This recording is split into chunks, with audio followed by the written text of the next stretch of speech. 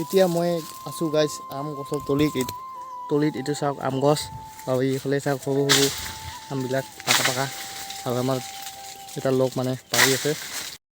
Hello' guys, welcome to my নতুন video'. তো আজি আমি আহিছোঁ আম খাবলৈ। তো আপোনালোকে ভিডিঅ'টো প্ৰথমৰ পৰা লাষ্টলৈকে চাই থাকক। এইফালে চাওক আম গছ মানে গাইজ আমাৰ লগৰ এটা বাৰীৰ আম গছ এইটো চাওক। এতিয়া মই আছোঁ গাইজ আম গছৰ তলিত এইটো চাওক আম গছ আৰু এইফালে চাওক সৰু সৰু আমবিলাক পাকা আৰু আমাৰ এটা লগ মানে পাৰি আছে।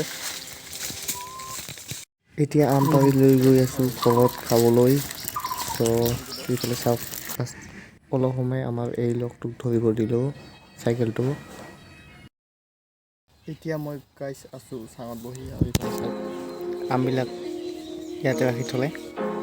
আমবিলাক কাটি এতিয়া খহি মানে ওলাই আছে আমবিলাক, আপোনালোকে চাওক কেনেকৈ ওলাইছে।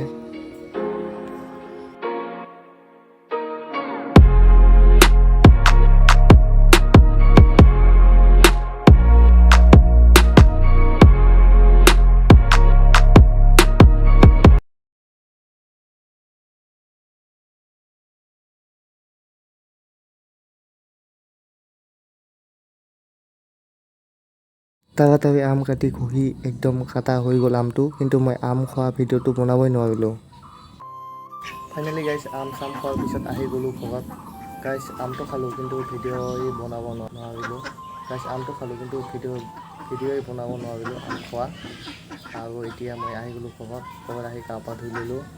আৰু আজিৰ দিনটো চাওক একদম পানী পৰিব আকৌ, বৰষুণ আহিব, একদম ক'লা হৈ গৈছে।